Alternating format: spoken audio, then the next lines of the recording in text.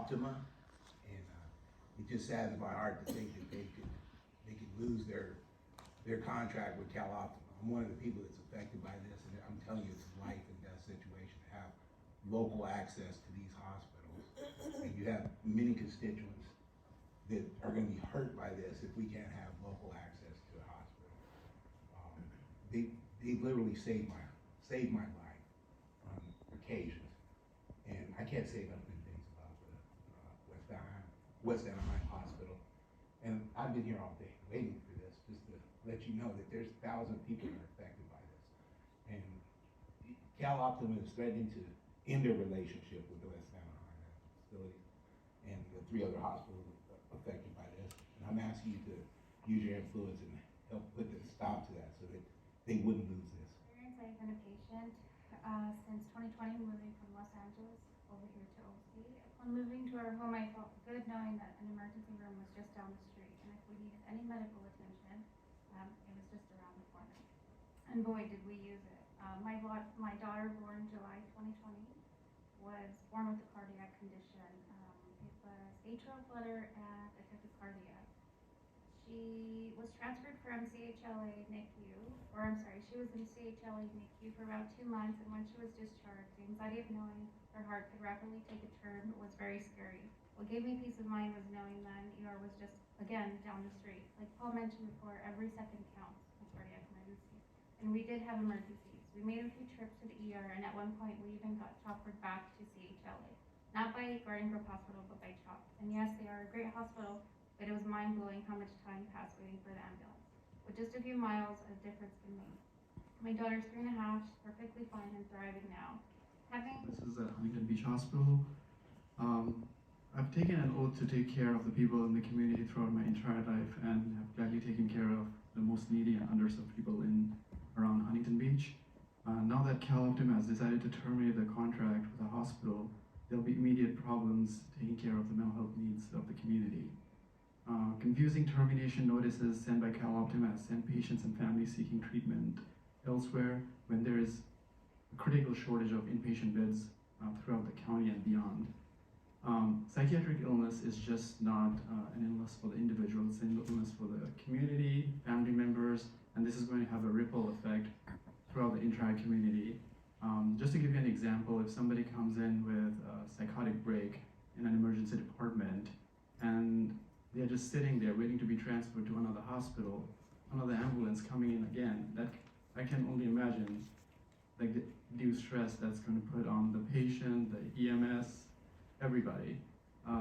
The family members are already calling, trying to figure out if their family members were to need psychiatric services, where they would go. And this whole situation really doesn't make much sense. From a clinical sense, from community treatment sense, everything.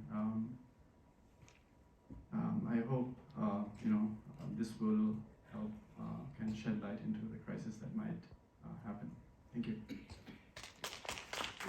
Huntington, I'm here supporting Huntington Beach Hospital. Has been very vital to me getting where I'm at right now. I now have housing, where I was homeless in this community for 10 years or more, actually longer than that. And Huntington Beach Hospital has been very helpful to me many a times, psychotic breakdowns, that I do have mental illness. And it would be just not good for the community for these smaller hospitals to be shut down and not be able to get payment from Cal Optima. They provide health care for a lot of people that some don't even know how to get it. I try my best to, as a person of the community that's gotten out of that, for the most part I'm housed and I've got insurance, and if I couldn't go to the hospital when I needed to, it would really be not good. It would send me back into another spiral downward. And I'm still trying to go up, you know what I mean? And to not be able to have those services, covered, by my insurance at whatever small hospital I go to, just because they're small doesn't mean they're not a vital part of our community. And they and the people that go there, need that support. They need it. We need those smaller hospitals. The Huntington Beach Hospitals helped me through a couple of real major psychotic breaks, and I wouldn't be standing here today, housed and stuff, had not been for them, and I just say that you guys need to consider making sure they continue to provide care for our community.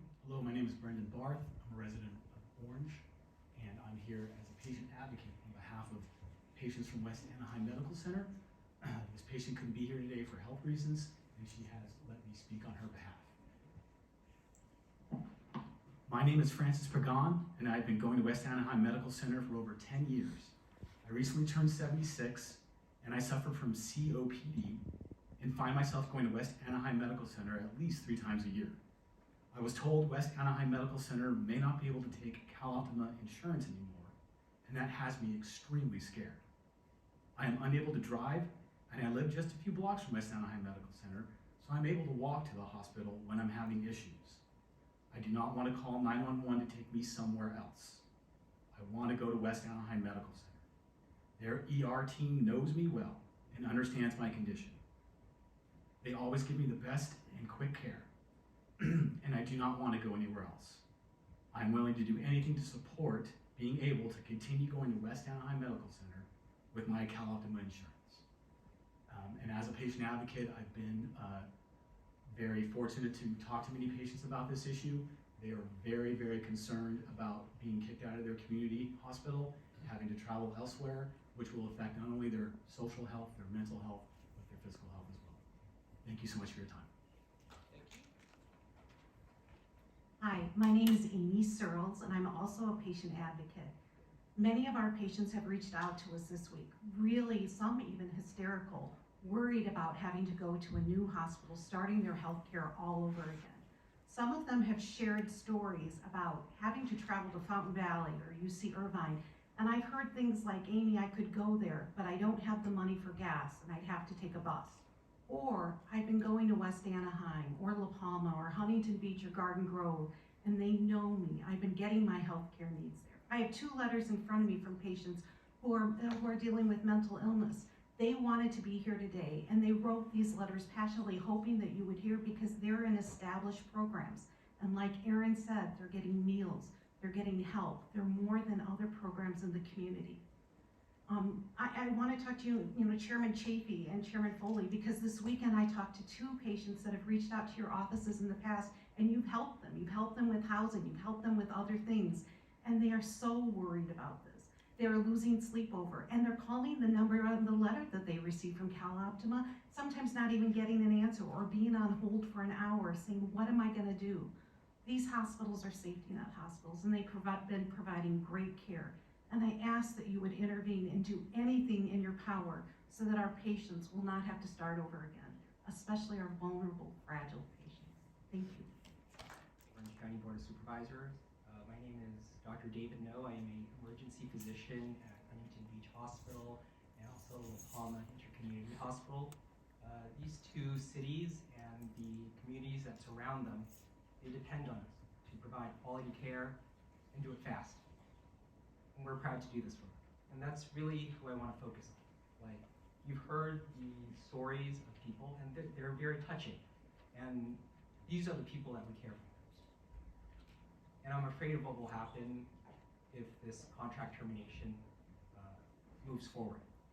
Will the mother who has a severe allergic reaction still come to our emergency department? Or will she spend the time to drive to another hospital and risk her health?